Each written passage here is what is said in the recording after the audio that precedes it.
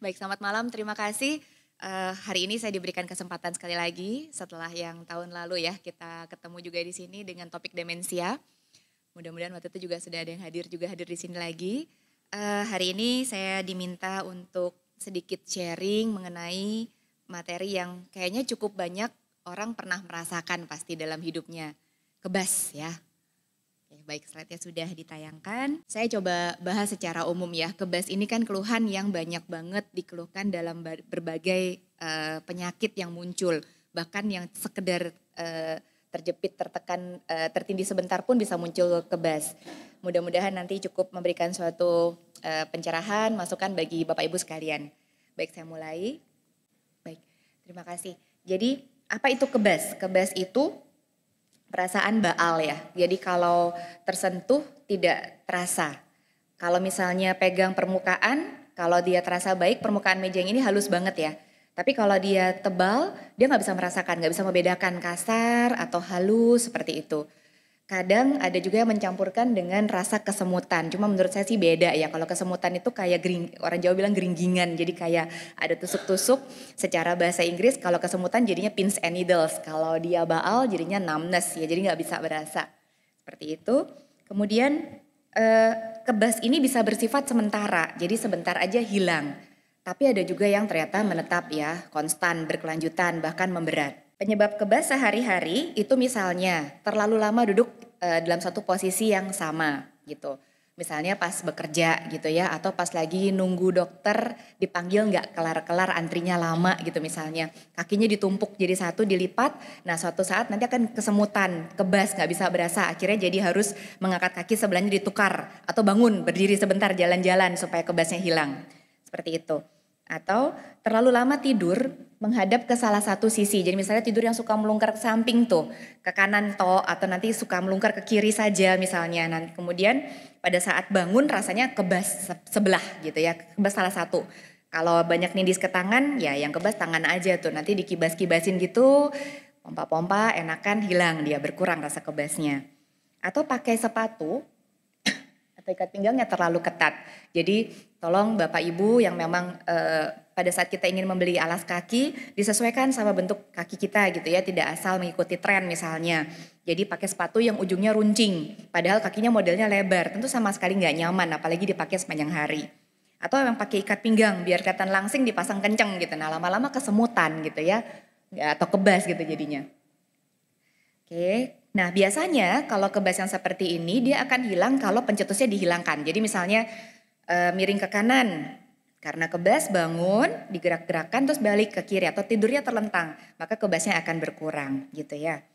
Nah kemudian ini yang perlu diperhatikan. Jadi ada beberapa penyebab medis yang ternyata berkaitan dengan gejala kebas. Ini saya hanya bisa membahas 4 di antara banyak hal ya yang bisa menyebabkan kebas. Saya bahas 4 saja yang kira-kira paling umum. Yang pertama diabetes ya, kencing manis. Jadi gangguan di mana gula darah kita jadinya tinggi. Itu bisa karena bawaan, bisa karena pola makan, pola hidup sehari-hari ya yang mencetuskan sehingga terjadi kadar gula darah yang tinggi. Kadar gula darah yang tinggi bisa menyebabkan gejala kebas ini dan menetap. Nanti kita bahas di belakang. Terus gejalanya kayak apa kalau diabetes? Kedua adalah gangguan saraf tepi yang lain misalnya terjepit akar saraf ya dari leher ataupun dari pinggang bawah gitu. Karena leher dan pinggang bawah kita ini banyak bergerak gitu ya. Jadi seringkali ada jepitan saraf yang menyebabkan kebas tuh ke arah yang disarafi oleh akar-akar saraf tersebut. Atau kekurangan vitamin B pada orang-orang tertentu yang mungkin diet berlebihan. Atau pada orang-orang yang vegetarian itu kadang B12-nya juga menurun. Atau ada orang-orang yang alkoholik ya, jadi suka minum alkohol sering dan jumlahnya banyak, itu vitamin B1-nya biasanya akan kurang, defisiensi. Itu juga bisa menyebabkan kebas. Atau stroke, nah ini yang paling sering ya dan paling kita ingin waspadai supaya tidak sampai memberat. Kalau memang ada kebas yang nanti berkaitan dengan gejala stroke ya segera mungkin dibawa ke dokter. Kita bahas satu persatu. Ini yang berkaitan dengan diabetes. Diabetes dapat menyebabkan kebas yang kita sebut diabetik polineuropati. Polineuropati sendiri artinya kerusakan banyak saraf. Jadi tidak hanya satu, more than one gitu ya. Dan simetris kanan kiri sama. Seperti yang ada di gambar. Jadi kakinya kanan kiri kena, tangannya kanan kiri kena. Kok nggak di badan? Iya, karena diabetes itu yang dia rusak adalah saraf-saraf panjang terlebih dahulu, kemudian baru dia menyerang yang lainnya. Jadi dia selalu serang ujung-ujungnya. Selain menyerang saraf, dia juga menyerang pembuluh darah kecil juga di ujung-ujungnya. Sehingga gejala paling awal muncul biasanya itu di kaki. Paling panjang saraf kita ada di ujung kaki. Jadi nanti datangnya kalau masih awal-awal gejala, kebas-kebas itu cuma di ujung-ujung fingertip kakinya saja. Nanti lama-lama naik dia, ini kan digambar by time dia akan ke atas ya. Jadi menyebarnya itu akan ke arah sentral badan gitu maksudnya. Jadi dari tepi ke arah tengah. Lama-lama dia akan merasa seperti dok kayak pakai kaos kaki tebel kanan kiri sama gitu. Atau tangannya kayak pakai glove, kayak pakai sarung tangan gitu ya. Jadi kanan kiri. Jadi kebasnya simetris kanan kiri jelas menetap. Jadi konstan bukan hilang timbul kayak kalau kita ketindihan gitu ya. Kemudian makin lama beriring waktu dengan diabetes yang tidak terkontrol dia akan menyebar. Tambah luas, tambah banyak area yang terkena. Nah cuma memang saya ingin menampilkan nih kalau gejala diabetes yang mengenai saraf itu bisa painful, bisa painless, bisa nyeri, bisa tidak terasa. Jadi numbness itu ada di bagian painless, jadi dia terasa, jadi kalau dia jalan ya, kalau ada yang masih punya anak-anak kecil atau cucu-cucunya barangkali mainan Lego berantakan di lantai keinjek, pernah gak sih? Sakit banget itu. Nah itu kalau dia diabetes kadang gak berasa. Atau jalan di luar di tempat yang di taman-taman suka ada yang kerikil, suka ada tuh yang suka copot sepatu terus jalan di kerikil-kerikil karena nyaman ya kayak dipijet gitu. Nah itu kalau diabetes misalnya ada satu yang agak tajam dan melukai kakinya dia nggak sadar itu luka. Jadi kadang saya pernah punya pasien yang dia kena kaca terus dia jalan cuek aja gitu tanpa alas kaki ya. Jalan terus jadi ada darah gitu di belakang ngikutin dia. Dia noleh ke belakang, loh kok ada darah ya, ternyata kakinya sudah luka dan dia tidak terasa. Jadi pada penderita diabetes yang sudah ada painless ini, numbness, tolong diinfokan untuk memakai alas kaki dimanapun dia berada. Terutama di tempat-tempat yang memang kelihatannya kurang bersih atau banyak material ya di situ yang kira-kira bisa melukai dan dia tidak merasakan. Atau megang teko panas itu ya yang mungkin gak ada bagian insulatornya itu. Kalau dia diabetes tangannya kebas, dia megang gak berasa tuh panas, dia luka bakar tanpa terasa. Itu tolong hati-hati. Nah selain painless ada gejala yang painful. Nah kalau painful itu panas, sensasinya ya panas kayak kena cabai, pernah nyuci cabai kali ya. Di tangan kan rasanya panas itu kalau habis cuci lombok itu ya. Kayak gitu rasanya atau dingin banget padahal ruangannya tidak ber-AC, tidak dingin. Atau terasa seperti tersengat listrik di ujung-ujung jari atau terasa yang kita sebut dengan ini ada hiperalgesia allodynia ini adalah kalau kita pakai baju. Ini kan baju gesekan sama badan enggak apa-apa. Kalau terjadi allodynia itu kena baju perih sekali rasanya. Padahal harusnya kan tidak nyeri gitu ya. Jadi seperti itu saking hebatnya sensitifnya sarafnya sampai seperti itu. Sampai dia enggak berani pakai baju, enggak berani pakai kaos kaki, tidur enggak berani pakai selimut karena begitu tergesek perih banget rasanya. Atau hiperalgesia, kalau hiperalgesia ini rangsangannya memang bikin nyeri, jadi misalnya kepentok sedikit sama meja gitu ya nyeri, tapi nyerinya terasa sangat berlebihan. Jadi diabetes ini sekali lagi gejalanya bisa painful, bisa painless, jadi kedua-duanya juga gejala saraf gitu ya. Oke, kita lanjutkan. Nah ini slide agak bulat sedikit biar keren aja kelihatan dokternya. Jadi ini intinya sih untuk diabetes ya. Untuk diabetes itu ada gangguan di pembuluh darah seperti saya tadi bilang. Jadi dia tidak hanya merusak sarafnya secara langsung dengan mekanisme kimiawi yang terjadi, tapi dia juga merusak pembuluh darahnya, mikrovaskular yang kecil-kecil. Akibatnya apa? Ya dadinya sarafnya nggak dapat makan. Karena nggak dapat makan jadi rusak. Plus sarafnya sendiri dirusak sendiri oleh antioksidan berat oksidatif ya, yang oksidatif yang merusak di sarafnya langsung sehingga menyebabkanlah kerusakan pada saraf itu sendiri secara molekular. Terus terjadi gejala tadi diabetes yang painless sama yang painful. Jadi yang painful tuh nyeri berlebihan, rangsang sensitif berlebihan, yang painless tidak berasa, jadi nggak kerasa. Nah yang mau saya tunjukkan di sini, yang painful ini seringkali terjadi pada kasus yang dengan obesitas, perempuan dan defisiensi vitamin D. Jadi saya beberapa kali juga ketemu pasien yang gejalanya kadang-kadang nggak terlalu khas atau sudah jelas tapi ditangani kok kayaknya agak susah sekali ada perkembangan. Vitamin D-nya mungkin bisa dicek. obesitasnya ditangani dengan makanan mulai diatur dengan baik, olahraga ya, harus ada olahraga, exercise yang rutin sesuai dengan kebutuhannya, tidak berlebihan juga. Istirahat juga harus diperbaiki. Kalau yang lain-lain sih lebih ke faktor genetik ya, saya rasa nggak perlu, cuman ya ini hal-hal yang mungkin perlu diperhatikan juga, bahwa vitamin D itu ternyata juga punya peran, dan vitamin D itu cukup banyak kita dapati di toko-toko sekarang ya, suplementasi vitamin D 1.000, 5.000, 10.000 unit, tetap harus kena vitamin D gratis ya dari matahari supaya tetap bisa termetabolisme. Jadi kalau cuaca baik, pagi-pagi jemuran sebentar terus minum air yang cukup. Oke, lanjut lagi. Nah, ini kalau kaitan sama kejepit akar saraf tadi. Intinya kalau kejepitnya itu di pinggang, di punggung bawah, nah itu yang terjadi, ini tulang di belakang ya, jadi ini tulang, di depannya tulang belakang itu di antara dua tumpukan tulang kecil itu ada bantalan, namanya diskus. Barang ini kayak jelly, jadi dia mencegah benturan antara dua tulang belakang yang kecil-kecil itu ya. Nah, pada suatu kondisi di mana umur berjalan, jadi dia semakin lemah jelinya, sama kayak bantal yang kita beli di rumah, kalau tambah lama kita pakai kempes dia ya. Nah, itu terjadi juga sama bantalan ini dan nggak bisa dibalikin lagi, it gets older and it gets like that. Kemudian terjadilah atau misalnya jatuh terduduk sehingga ada hentakan di antara dua tulang belakang tersebut, sehingga bantalan ini nonjol dia. Nonjolnya biasanya ke kanan atau ke kiri. Kalau di tulang bawah, kalau di leher kadang-kadang ke tengah dia nonjolnya. Jadi kanan kiri ada gejala. Dia menjepit saraf yang lewat keluar dari kanan dan kiri ini. Ini yang menyebabkan nyeri, ini yang menyebabkan kebas, kesemutan menjalar ke sesuai dengan arah sarafnya. Jadi ini adalah arah akar-akar saraf. Kadang tuh suka ada yang bingung. Dok, kaki saya ini kesemutan sepanjang kaki gitu ya. Nanti dia kasih gambaran tuh. Yang kesemutan itu di sisi luarnya kaki sampai ke punggung kaki di sekitaran jari kelima.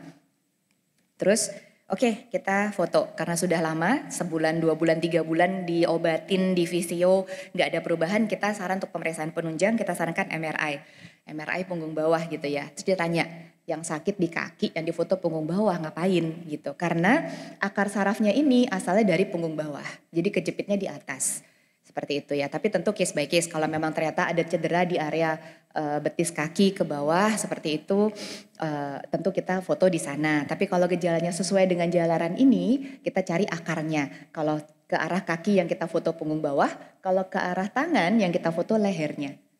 Jadi ini jalarannya. Jadi kita badan ini udah kayak peta. Jadi begitu pasien itu bercerita, mana sih yang kena gitu misalnya. Kenanya sepanjang lengan ini sampai ke jari 2 ini. Ini yang kena cervical 5, ini akar sarafnya sesuai dengan gambaran tersebut. Nah, kita pastikan dengan MRI. Kita pastikan dengan alat pemeriksaan lain ya, ada namanya elektromiografi juga bisa kita kerjakan. Oke, jadi alat-alat tersebut kita pakai untuk memastikan diagnosis. Tapi gejalanya juga bervariasi ya. Kadang ada yang gejalanya nyeri, sama kayak tadi diabetes, ada yang gejalanya kebas, ada yang gejalanya kesemutan saja. Tapi sesuai dengan gambaran ini nanti perjalanan gejalanya. Oke, kita masuk ke penyakit yang ketiga, defisiensi vitamin B. Vitamin B itu terutama 1, 6, dan 12 itu penting untuk saraf. Yang lain-lain juga cukup banyak ya. Jadi ini saya hanya mencoba mencari contoh, sekalian buat contekan kalau ada yang nanya nanti vitamin B ini adanya di makanan apa gitu kan ya. Jadi saya tinggal nyontek. Intinya ada beberapa makanan-makanan yang memang tinggi vitamin B yang kita harapkan juga bisa dikonsumsi dengan baik, dengan jumlah yang sesuai dengan kebutuhan sehingga tidak terjadi kekurangan vitamin B. Biasanya yang berkaitan dengan kebas itu kita tambahkan B12, B6 dan B1. B1 biasanya kita utamakan di pasien-pasien yang alkoholik. Sekali lagi yang memang sering minum alkohol, tiamin ya itu biasanya kurang. Untuk B12 biasanya lebih ke yang prosesnya degeneratif ya, proses umur, diabetes gitu yang rusak-rusak karena kondisi kronik itu kita utamakan B12. Ini adalah makanan-makanan yang bisa kita makan supaya tidak terlalu banyak juga konsumsi bahan chemical seperti vitamin-vitamin itu ya. Kalau bisa ini dilengkapi ya vitaminnya gak usah banyak-banyak atau bahkan tidak perlu. Untuk vitamin B sendiri itu bisa kita cek dari laboratorium untuk kadarnya dalam darah, tetapi perlu waktu dan ternyata cukup mahal harganya. Itu kayaknya sekitaran kalau di Prodia itu sekitar 5 sampai 7 hari kerja baru jadi hasilnya. Jadi memang tapi bisa dicek kalau ingin tahu gitu ya. Jadi vitamin B ini perannya adalah memberikan nutrisi pada ujung-ujung saraf sehingga gejalanya sekali lagi mirip dengan diabetes. Jadi simetris kanan kiri, kebas atau kesemutan seperti itu. Kita lanjut penyakit yang berikutnya. Ini hanya 4 yang bisa saya bahas, sebenarnya sih cukup banyak juga penyakit yang bisa bergejala kebas ya, mudah-mudahan ini cukup membantu. Nanti mungkin ada masukan-masukan, pertanyaan-pertanyaan kita bisa sharing bareng. Yang terakhir ini penyakitnya adalah stroke. Ini paling umum kita ketahui ya sebenarnya ya. Dan paling mungkin di bagian saraf ini yang paling mengkhawatirkan buat kami, buat pasien-pasien juga. Jadi kenapa stroke juga saya masukkan karena ada gejala juga kebas. Cuma kalau stroke maka polanya adalah separuh badan. Jadi sisi sebelah kanan saja atau sisi sebelah kiri saja. Seperti itu. Jadi dari wajah, tangan, badan sampai ke kaki di sisi yang sama terjadi kebas, mendadak, apalagi disertai kelemahan, nah sebaiknya dibawa ke rumah sakit. Jadi ini yang saya ambil slide dari Kemenkes ya untuk promosi stroke untuk awam, itu kita gunakan segera ke RS. Segera ke RS. Jadi untuk pembagiannya itu senyum ya, jadi waktu disuruh senyum miring salah satu sisi ketinggalan seperti itu.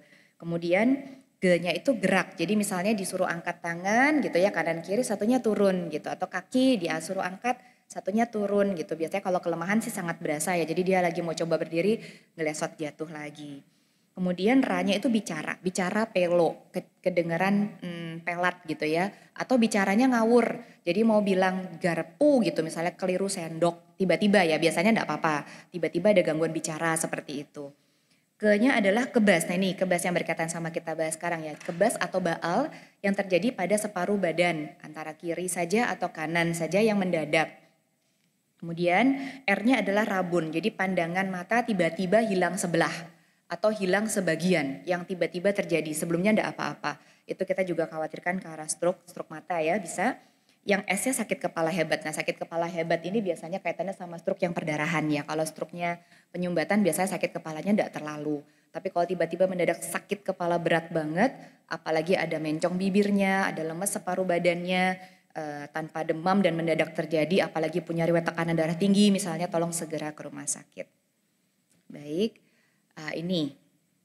Kapan dong kalau gitu harus waspada dengan gejala kebas ini? Kapan dong harus cek ke dokter? Yang pertama, mendadak kebas hanya di satu sisi tadi ya, kaitannya sama penyakit stroke. Jadi kebasnya mendadak hanya satu sisi, kebasnya disertai dengan gejala-gejala lain seperti mendadak bicaranya pelat, mendadak tidak bisa baca, mendadak bicaranya ngawur gitu ya, yang mau dia bilang apa tapi yang keluar berbeda, atau ada kelemahan. Kemudian kebas tidak membaik dengan perubahan posisi, jadi misalnya kebasnya cuma kaki doang nih sebenarnya. Udah digorak-gerakin, dipakai jalan, seperti itu tidak menghilang. Justru malah mungkin dengan beriring waktu makin menetap dan makin memberat. Nah sebaiknya diperiksakan. Atau kebas tersebut dari awal di ujung-ujung saja, tambah lama tambah naik, tambah naik, tambah naik, mengganggu aktivitas ya. Kalau untuk kebas yang di tangan itu kadang juga ganggu tuh untuk pegang pulpen jatuh-jatuh karena nggak berasa. Atau pegang sendok jatuh-jatuh, atau bahkan yang harus menjahit, megang benang-benang itu lepas-lepas karena barangnya kecil, dia nggak bisa merasakan jadinya jatuh lepas. Nah, itu tolong segera diperiksakan. Nah, cara untuk mencegah atau mengurangi kebas ya, kalau berkaitan sama penyakit tentu ya harus diperiksakan, mungkin suatu waktu perlu obat. Nah, tapi untuk yang berkaitan sama kebas-kebas sehari-hari, posisi diperhatikan. Jadi kalau sudah duduk lama, posisi yang sama, mungkin boleh berdiri sebentar, gerak-gerak begitu ya, stretching-stretching gitu, misalnya gerakan, olahraga yang rutin seperti itu. Kemudian kalau memang ada penyakit, misalnya tadi terkait dengan diabetes, ya gulanya dikontrol yang baik. Dicek rutin tiap bulan. Boleh ke Vaskes, ini kan tanggung BPJS kalau mau cek gula ya, itu dicek rutin. Kemudian kalau memang ada tensi tinggi yang bisa beresiko menyebabkan stroke, diobati dulu, dikontrol dengan baik supaya nggak berakhir seperti itu. Dan konsumsi makanan bergizi, tidur yang cukup, olahraga yang baik sesuai dengan kapasitas, hindari rokok dan alkohol gitu ya. Termasuk vape, di Singapura udah dianggap kayak narkoba tuh vape-nya, di ban. Oke, baik. Mungkin demikian yang bisa saya sampaikan, mungkin selebihnya nanti kita bisa diskusi. Pesan penutup yang saya ingin bawakan adalah kebas ini bisa jadi memang hanya suatu gejala ringan saja. Jadi jangan langsung begitu kebas, stroke ini. Bukan ya, jadi kita harus hati-hati juga melihat, pelan-pelan sabar, berpikir tenang. Sudah disampaikan beberapa gejala yang mungkin berkaitan dengan stroke. Kalau memang ada gejala tersebut, segera ke rumah sakit dengan waspada. Kalau tidak, ya jangan terlalu khawatir dulu. Tapi bisa juga jadi suatu gejala yang serius sehingga tadi ya tetap waspada. Jangan diabaikan, jadi kadang juga ada orang yang terlalu worry, ada yang terlalu cuman kebas saja masa ke dokter gitu kan ya. Jadi jangan diabaikan juga, terutama kalau itu menjadi konstan, menetap dan bertambah berat. Karena apapun itu lebih cepat ditangani pasti lebih baik hasilnya. Baik, mungkin demikian yang saya sampaikan, terima kasih atas perhatiannya. Kalau berkenan mungkin ada beberapa pertanyaan yang bisa kita diskusikan. Oke, ya. Chris, masih pengen denger rasanya ya. Dokter Gracia atau Grace, bicaranya lumayan cepat. Mau diulangi dari awal nggak? Tapi saya rasa penjelasannya baik ya. Dengan adanya PowerPoint kita juga lebih paham. Tapi kalau ada yang mau bertanya, misalnya tadi dirasakan kurang ketinggalan nih tadi itu, boleh nanya ya. Siapa yang mau bertanya boleh angkat tangan, nanti mic-nya akan diberikan kepada saudara. Bicara cepatnya bawaan orok Bu, nggak bisa bilang. Padahal biasanya orang Bandung tuh yang bicara cepat. Oke, ada yang mau bertanya? Bilang aja tetangga saya itu loh Bu, gitu boleh. Kalau takut aduh nanti orang tahu saya ini sakit nih atau saya apa nih gitu. Ada nggak? Siapa yang merasa kebas? Pernah merasa? 1 aja, 2, 3, 4, 5, 6, 7. Kalau dibilang dapat hadiah semua angkat tangan nanti. Kadang-kadang bisa rasa itu ya. Nah, tapi itu ada satu penjelasan yang bagi saya baik. Jadi ada yang permanen, ada yang temporal, ada yang mungkin baru gejala dini. Tapi dengan penjelasan tadi bagi saya mestinya menolong kita untuk kita kan paling tahu tubuh kita gitu ya. Kita paling tahu diri kita. Dan biasa kebas itu paling sering dirasa di pagi, siang atau malam, dokter? Kayaknya tergantung penyebabnya ya. Kalau misalnya cuma karena ketindihan biasanya bangun tidur tuh berasanya. Jadi bangun tidur rasanya kebas banget nih, sudah beriring hari makin siang enakan. Itu ya, biasa karena posisi tidur. Posisi biasanya kalau seperti itu. Kalau dia yang karena penyakit kan biasanya menetap ya. Kalau kayak diabetes atau polineuropati karena vitamin B-nya kurang itu cenderungnya menetap dia jadinya. Jadi all day long gitu ya, kadang memberatnya karena diposisikan salah juga gitu. Jadi tapi tidak diposisikan apapun dia tetap dalam posisi istirahat pun tetap ada gejala gitu maksudnya. Nah berarti itu harus diperhatikan gitu ya? Iya. Ya, iya. Oke. Ada yang mau bertanya? Ya, Ibu Vivi dulu baru Ibu Suwanti. Langsung malam, ke dokternya dokter. aja. Kalau kebas di jari gimana ya? Kebas di jarinya 1 jari aja. 1 jari, kira-kira enggak 3-4 jari lah. 3-4 jari. Tapi boleh tahu kayaknya jarinya? di bawah gitu, kanan. Jarinya itu 1, 2, 3, 4, 5 Bu? Ya kira-kira 5 lah. Kelima-limanya? Kelima-limanya. Sering bawa motor enggak? Enggak. Oke, di rumah pekerjaan hari-harinya apa? Aktivitas harian? Aktivitas pasti. Banyak pakai tangan nggak? Nulis, Iya, nyuci? iya. Okay. Masukin barang apa. Oke, siap. Banyak pakai tangan. Dan tangan kanan ya Bu, tidak Iya, kidal tangan ya? kanan. Tidak kidal ya? Tidak Tangan kidal. Kanan aja. Ya, baik. Terima kasih pertanyaannya. Jadi memang untuk kebas ini kan saya tadi sampaikan merupakan suatu gejala yang sangat universal ya. Banyak banget kondisi-kondisi yang bisa memunculkan rasa kebas. Terkait sama pertanyaan Ibu tadi yang di ujung-ujung jari banyak kebas ya, terutama tangan kanan aja. Kebetulan memang aktif tangan kanan banyak dipakai. Itu kadang saraf di sini terjepit Ibu, carpal tunnel namanya. Jadi di area pergelangan ini ada satu saraf besar yang terutama sebenarnya memberikan saraf di 4 jari ini Bu, 1, 2, 3 dan separuh jari 4.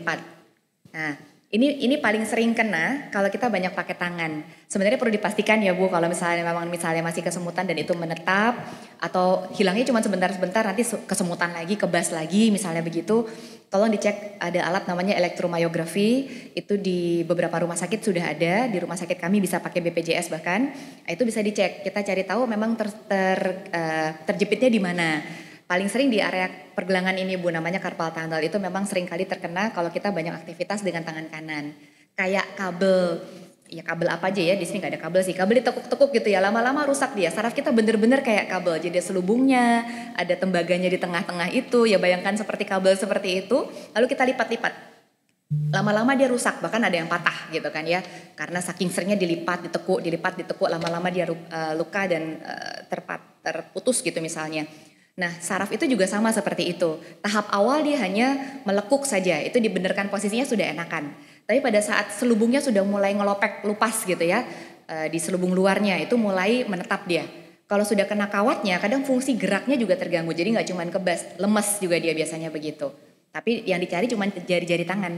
Gitu. Jadi kalau memang mau dipastikan, sebaiknya dicek periksakan. Cuman untuk sekarang ini yang paling bisa dikerjakan ya dijaga gerakannya. Jadi kalau memang misalnya harus banyak pakai tangan, biasanya saya sarankan ke pasien pakai wrist support.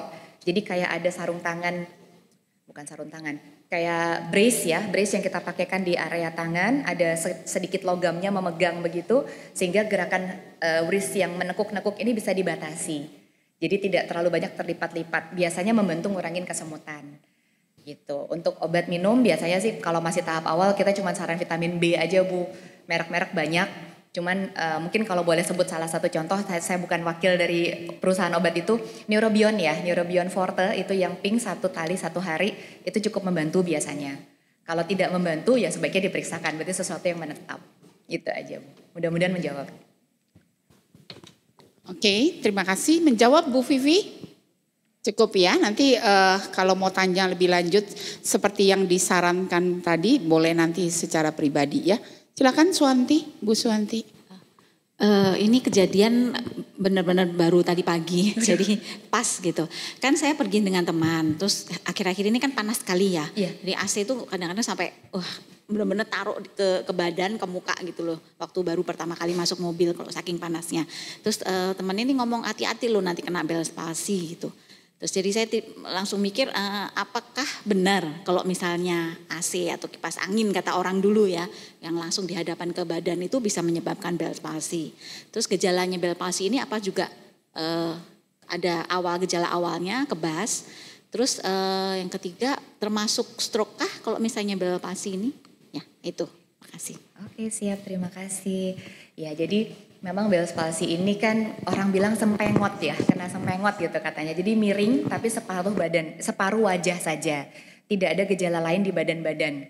Menjawab pertanyaan pertama dulu. Iya, jangan disemprotkan AC ke wajah, ke bagian wajah, terutama bagian tepi telinga ini ya, tempat keluaran telinga dekat pipi itu dekat telinga, itu kanan kiri itu tempat keluarnya saraf untuk area wajah. Jadi jangan disemburkan ke sana. Kadang ada yang suka gerah gitu kan ya, nempel ke tembok dingin, dek gitu dia, tempelkan dia dingin gitu seperti itu.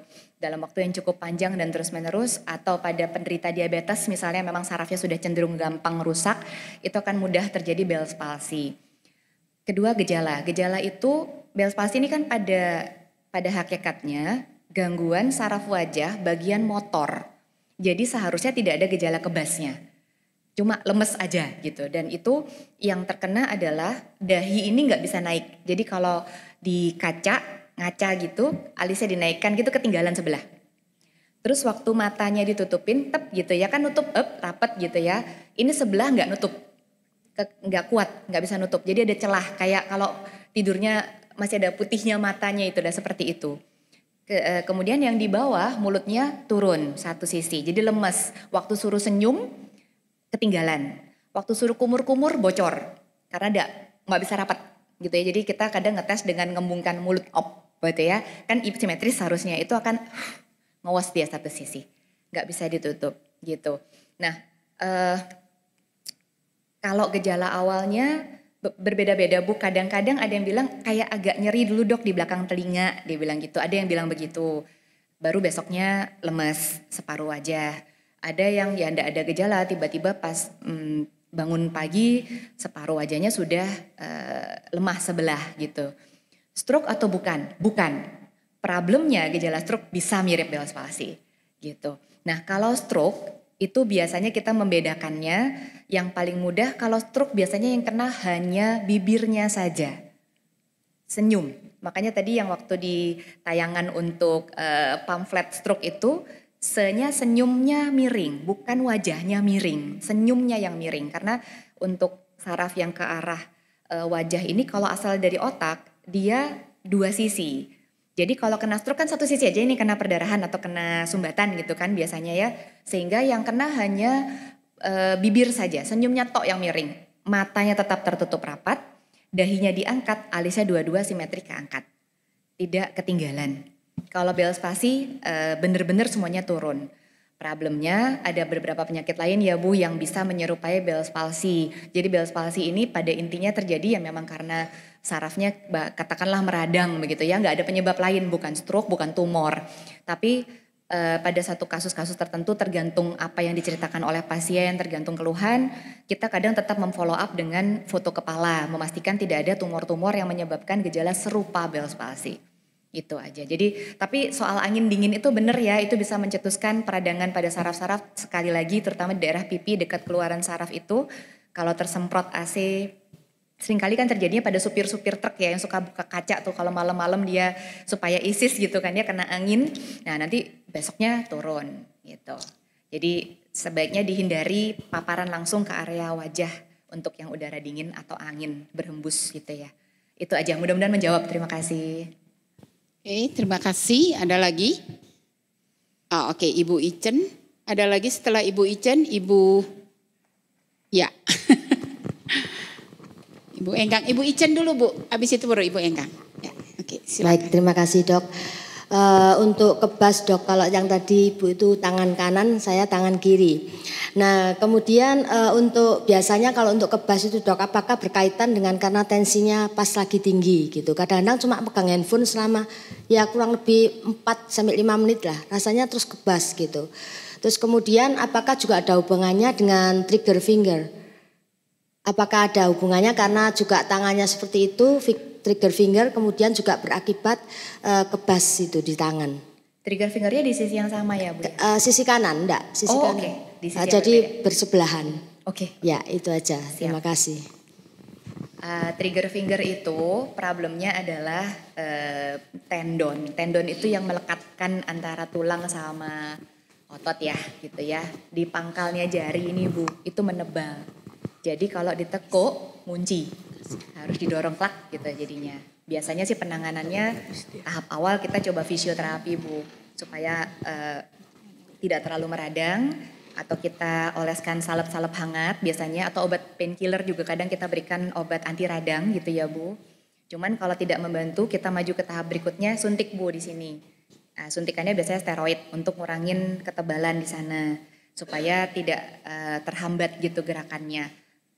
Kalau itu tidak membantu juga operasi. Jadi kita konsulkan ke dokter hand surgeon, ke dokter tangan. Ada ya khusus dengan dokter ortopedik khusus konsultan tangan itu dia nanti ditipiskan itu yang tadi menebal gitu. Jadi operasi kecil sih cuman ya tetap namanya operasi ada resiko. Jadi tidak berkaitan sama kebasnya Bu. Biasanya dia tidak mengganggu sensori, dia hanya mengganggu karena mekanikal gitu. Jadi klek kunci udah dia harus didorong lagi. Kebetulan juga kebasnya di sisi yang berbeda ya Bu, di sisi kiri. Nah itu kebasnya di mananya ya Bu ya? Di tangan, sampai semua jari-jari. Oke, itu tercetusnya kalau apa? Kalau pegang HP? Pegang sesuatu? Ya, oke. Ya, nah itu salah satu contoh dari kebas yang tidak permanen Bu. Karena posisional gitu. Terus kenapa sebelumnya bisa pegang HP sampai 1 jam gak apa-apa? Belakangan 5 menit sudah kesemutan. Sarafnya sudah capek Bu megang terus. Ya itu berjalan. Jadi maksudnya karena terus intinya kan dia diposisikan, apalagi kalau pegang HP itu kadang suka nahan pakai kelingking ya, nahan ya. Ini kelingking ini lama-lama dia akan cedera saraf ulnarnya itu yang ke arah sini. Nanti sakitnya sampai kemari dia, sampai ke arah siku. Jadi memang beberapa pasien juga saya infokan kalau memang harus bekerja karena ada orang-orang yang memang kerjanya harus dengan handphone gitu ya. Online shop atau apa harus terpaksa pegang HP, saya minta untuk coba dialihkan kan WhatsApp atau apa tuh bisa kita alihkan ke laptop ya, lebih enak, posisi bisa dinaikkan, tangan nyaman gitu maksudnya. Jadi memang posisional. Cuma pada satu kasus-kasus tertentu yang memang misalnya sudah cukup lama ya Bu, maksudnya sering banget dan makin lama makin pendek waktu yang dibutuhkan untuk muncul gejala, ya sebaiknya sama seperti yang saya sarankan tadi dicek Bu, takutnya memang sudah ada kerusakan di saraf karena sudah cukup lama kerusakan itu terjadi. Kerusakan yang bukan karena benturan sesaat, tapi karena memang pemakaian berturus-turus. Jadi akumulasi dia gejalanya karena overuse. Nah itu juga bisa menyebabkan kebas, seperti itu. Untuk sementara sih mungkin ya sekedar handphonenya aja, jangan terlalu sering dipegang memang. Kalau memang harus banyak dengan HP, diakalin boleh mungkin Bu dengan holdernya misalnya. Jadi dipasang di holder, kita bisa taruh tanpa perlu dipegang. Kemudian bisa kita lihat juga ya, karena lihat handphone juga resikonya nggak cuma di tangan Bu, leher. Nunduk ini dalam waktu yang lama, leher ini nopang kepala. Jadi makin lama nunduknya begitu, makin pegel lehernya, nanti jadinya yang cervical radikulopati tadi, jadi nyeri hantaran karena akar sarafnya terjepit di belakang. Apalagi kita umur bertambah, kayak rematik itu juga terjadi di tulang belakang kan gitu ya Bu ya. Jadi space-nya makin sempit, kita nunduk begini lama, nah itu juga akan menyebabkan nyeri yang juga kesemutan juga Bu ke bawah jadinya. Itu yang kadang-kadang jadi double crush kita istilahkan, jadi dari sininya terjepit, dari sini pun terjepit gitu, ketemu di tengah-tengah satu tangan sakit semua gitu. Jadi posturalnya diperhatikan, mekanikalnya, leher juga diperhatikan, jadi tidak hanya kalau misalnya dipakaikan holdernya harus tegak Bu di depan mata gitu ya, dan dikurangi sementara ini pegangnya itu tadi. Kalau itu pun tidak membantu ya saran masuk vitamin B kompleks atau ya diperiksakan Bu, kadang memang kondisi tertentu kita perlu kasih obat. Kalau pas lagi intens banget itu kan ganggu ya tidur sampai terhambat. Apalagi disertai kesemutan atau ada tusuk-tusuk, rasanya kayak tusuk-tusuk jarum itu sakit banget gak bisa tidur. Kita kasih obat short term, kalau sudah baikan baru kita stop dan dikembalikan ke exercise latihan supaya pembuluh darah juga lancar. Itu mudah-mudahan menjawab. Terima kasih. Oke, silakan Bu Inga. Terima kasih. Kalau saya tidak salah tangkap ya bahwa kebas itu penyebabnya adalah gangguan di syaraf tepi. Ya, ada painful dan painless. Apakah painfulnya itu sama seperti orang kena herpes? Itu yang dimana tersentuh saja sudah jerit-jerit. Ya. Dan kalau painlessnya itu apakah sama seperti orang yang stroke ringan, di mana mati rasa kan? Tidak itu. Katanya itu juga stroke ringan juga demikian. Nah, itu yang saya ragu di mana perbedaannya. Lalu yang terakhir saya mempunyai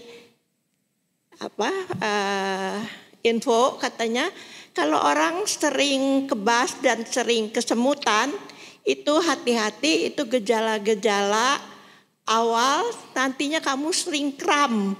Nah saya pikir itu kan tadi penyebabnya adalah syaraf tepi. Sedang kalau kram yang saya rasakan kalau malam terutama ya itu otot. Makanya saya ingin tanyakan apakah ada hubungannya antara syaraf itu dengan otot. Terima kasih. Baik, terima kasih. Yang pertama untuk masalah painless dan painful ya Ibu ya. Jadi yang disebutkan painful tadi itu memang seperti orang kena herpes. Betul Bu, itu salah satu contohnya. Jadi begitu herpesnya sembuh udah gak ada merah-merah di kulitnya. Tapi kalau kesentuh waduh luar biasa sakitnya. Itu contoh dari painful neuropati. Jadi sensitif ya, kulitnya jadi sensitif dan itu tetap di area di mana herpes itu muncul. Kalau pada kasus diabetes tadi juga ada painful, maka dia akan di area-area yang simetrik kanan kiri seperti itu. Jadi istilah painfulnya adalah intinya sensitif Bu sama sensasi sentuhan, di mananya tergantung dari yang rusak apa. Gitu. Kalau herpes kan dia rusaknya satu saraf saja. Jadi nanti ya di sana nanti dia muncul sensasi perihnya. Kalau diabetes karena yang rusak dia simetri, maka kerusakan gejalanya akan muncul di dua sisi di tempat di mana dia terserang. Pain loss untuk yang tidak nyeri, painless itu intinya ya nggak berasa Bu. Jadi apapun penyebabnya, intinya pada saat dia menyentuh sesuatu permukaan, dia tidak bisa merasakan dengan benar permukaan itu halus atau kasar. Dia tidak bisa merasakan dengan baik apakah permukaan itu panas atau dingin. Jadi nggak ada rasa, numbness, mati rasa. Mungkin itu lebih menggambarkan. Stroke ringan atau bukan? Stroke ringan bisa bergejala kebas juga Bu, bisa. Makanya tadi saya juga sudah sebutkan kebas tapi yang separuh badan Bu tipikalnya. Jadi kebas kalau dibandingkan kanan dan kiri beda rasa seperti itu. Dan polanya, areanya adalah separuh badan. Yes, itu stroke. Gejala stroke juga bisa seperti itu gitu ya. Jadi stroke itu nggak semata-mata lumpuh sebelah. Stroke itu banyak banget gejalanya karena tergantung dari area otak mana yang terkena. Saya kemarin baru dapat pasien stroke yang gejalanya cuma nggak bisa baca mendadak. Pasien itu pengusaha, dia aktif bergerak, aktif olahraga, liburan ke Bali dari Jakarta. Dia lagi beli makanan, dia pegang menu, terus dia kasihkan ke anaknya, ini tulisannya apa? Nggak bisa baca. Hanya itu gejalanya, nggak ada, dia datang jalan, nggak ada apa-apa. Tapi tiba-tiba nggak bisa baca. Terus sampai di ruang UGD agak bingung gitu sedikit. Kita tensi memang ternyata tinggi. Jadi gejala stroke bisa sangat banyak sebenarnya. Tapi yang kita tadi tayangkan adalah yang spesifik, yang umum memang terjadinya umum gitu ya. Jadi yang mostly terjadi dan kita sering dapati di masyarakat yang tadi. Beberapa gejala hal yang lain bisa terjadi juga. Kemudian tadi kaitan sama kram ya. Saraf sama otot berhubungan apa enggak? Berhubungan banget. Kan sarafnya yang menggerakkan otot Bu, jadi sarafnya itu macam tukang perintah ya. Ototnya yang bergerak sesuai dengan perintah sarafnya. Kaitan sama kram tadi bagaimana? Jadi kondisi kram itu kan bisa terjadi karena otot-ototnya tidak cukup nutrisi yang baik. Jadi aliran darah mungkin berkurang ke sana gitu ya. Sehingga pada satu posisi tertentu misalnya pas lagi ngulet gitu ya, kunci. Sarafnya ototnya tegang, nggak bisa digerakkan sementara. Kalau dipaksakan digerakin sakit banget, itu kram biasanya. Paling sering di betis tuh, paling sering juga saya lihat di ibu-ibu hamil biasanya ya, karena kaki cenderung ada bengkak. Kalau dikatakan apakah kalau sudah sering kesemutan kebas nanti ujungnya akan sering kram? Ya memang berkaitan kalau dipikir secara logika, karena kebas kesemutan kan terjadinya akibat tadi tuh mikrovaskular problem, pembuluh darah ke ujung-ujung saraf itu mulai berkurang, mulai tidak banyak memberikan nutrisi yang baik, sehingga menyebabkan kerusakan pada saraf-saraf ya, kesemutan, kebas. Nah berarti di tempat lain, di otot-ototnya pun mungkin sudah berkurang juga aliran darahnya, sehingga berikutnya terjadilah kram tadi Bu. Jadi bisa berkaitan, tapi apakah setiap kesemutan kebas diikuti kram belum tentu, gitu. Jadi keduanya bisa terjadi berbarengan, bisa juga terjadi masing-masing. Mungkin seperti itu saya mencoba menjelaskan. Apakah sudah cukup membantu Bu? Kira-kira begitu ya. Oke, kita masih ada 5 menit. 6 menit tepatnya, sorry. Ada yang mau bertanya? Oke, Mary, siapa lagi satu? Gemas, habis Mary, Gemas dan kita close ya. Terima kasih. Ya, selamat malam. Saya ingin bertanya, kebetulan saya kan ada saraf terjepit ya di punggung dan di leher. Itu pernah di MRI juga dan dinyatakan yang punggung itu kategorinya ringan, sedangkan di leher itu kategorinya sedang. Cuman dokter waktu itu bilang nggak ada obatnya. Jadi saya disarankan untuk fisioterapi dan berenang karena nggak ada obatnya. Kalau kambuh ya dikasih obat penghilang rasa sakit. Yang ingin saya tanyakan mungkin ada solusinya ya supaya gimana caranya supaya nggak sering kambuh gitu. Juga itu penyebabnya itu apa gitu supaya bisa dicegah supaya nggak semakin berat gitu kategorinya. Terima kasih. Baik. Izin tanya, sempat ada trauma enggak? Ada jatuh, terbentur, area tengkuk atau area punggung bawah, pernah jatuh terduduk, pernah? Pernah.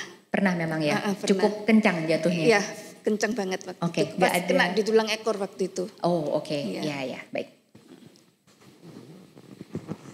Oke baik, jadi untuk kejepit akar saraf ini kalau dibilang nggak ada obatnya, itu maksudnya gini soalnya. Tadi gambar yang tadi ya, ada bantalan nonjol tadi itu ya. Dekat ke akar saraf, bantalannya itu persis kayak bantal tidur kita itu deh. Kalau kita sudah pakai lama, ditepuk kayak bagaimana juga nggak bisa empuk kayak waktu awal kita beli, gitu ya. Karena dia sudah ya kempes gitulah ya. Diskus itu juga sama. Jadi kita nggak bisa ngasih obat supaya si diskus bulat cantik itu kembali bulat cantik, nggak bisa. Memang nggak bisa. Jadi obat yang kita punya hanya untuk mengurangi radang, mengurangi bengkak, gitu ya, mengurangi nyeri, mengurangi kaku otot itu ada semua. Tapi untuk membuat si bantalan tadi kembali cantik seperti teman-temannya yang baik itu tidak bisa memang. Kalau dengan obat. Kalau memang sudah sangat berat menekan, tadi kan ringan dan sedang ya katanya kategorinya. Kalau sudah berat maka jawabannya operasi Bu. Kita singkirkan itu yang menjepit supaya sarafnya punya kesempatan untuk menyembuh. Idenya ke sana. Untuk mencegah supaya tidak memberat, ya sudah betul fisioterapi, olahraga. Paling aman renang, karena kalau renang gravitasi minimal gitu ya, terutama untuk badan bagian bawah ya, punggung bawah ya terutama. Untuk leher memang harus hati-hati. Yang disarankan ya renangnya gaya dada aja, santai gitu ya, nggak kejar-kejaran, nggak balapan. Kemudian di YouTube tuh udah banyak kok olahraga dalam air gitu ya, yang untuk peregangan, untuk nyeri-nyeri akar saraf. Kapan hari itu saya lihat di Bandung ya kalau saya tidak salah, mereka buka kolam pool gitu indoor dengan pelatih-pelatihnya khusus yang untuk membuat terapi air, jadi hidroterapi di sana. Itu melatih orang-orang dengan nyeri punggung bawah gitu ya, dengan stroke juga untuk melatih gerak-gerak di dalam air sehingga karena gravitasi minimal tidak terlalu berat ya, yang megangin juga nggak terlalu berat gitu ya, tapi tetap terjaga dengan baik. Jadi ada alat-alat juga yang terpakai di sana. Prinsipnya memang yang dijaga adalah postural. Jadi mau ndak mau ya memang harus menjaga postur. Sehingga pada saat fisioterapi biasanya kalau fisioterapinya akan mengajari kalau duduk berdiri ya tegak gitu ya. Kalau capek berdiri, duduknya di kursi yang cukup tinggi, jangan di sofa yang jeblos, yang empuk banget itu ya. Atau tidurnya ranjangnya melesak masuk saking empuknya gitu. Itu nggak enak banget buat sakit punggung bawah. Pasti nggak nyaman bangunnya. Jadi kita harus cari matras yang cukup firm. Terus ada yang bilang kalau gitu enakan saya tidur di lantai dok karena rata gitu ya, karena jadi bangunnya nggak sesakit biasanya. Ya sementara lama-lama tulang-tulang tonjolannya akan nyeri, jadi harus pakai matras tetap tapi yang firm, yang padat gitu ya. Kalau kita lihat di toko-toko yang ortopedik, nggak usah beli yang merek apa-apa, pokoknya dipakainya nyaman itu sudah cukup. Jadi waktu didudukin tidak melesak jauh itu kasurnya. Jadi pada saat tidur tidak tulang punggungnya itu bisa tetap lurus gitu ya, itu yang harus dijaga. HP itu memang soalnya kita hidup di zaman serba HP ya, apa-apa di HP. Kalau HP ketinggalan bisa setengah mampus deh. Aduh, kepikiran bisa pulang putar balik demi ngambil HP. Nunduk itu ya, leher terutama ya, nunduk begini lama. Atau nggak pegang HP pun ada tuh pasien saya, dia nggak pegang HP, ternyata tukang masak. Jadi nunduk masak ngerajangin bawang-bawang itu, gitu lama-lama. Ini juga berat, jadi nunduk megang kepala itu lehernya kerja cukup berat. Atau dongak terlalu lama ya, di orang-orang yang memang bekerjanya harus ngawasin sesuatu yang cukup tinggi itu juga beresiko. Itu aja sih Bu untuk pencegahan ya, pokoknya prinsipnya postur memang harus jaga baik-baik, jangan terlalu capek.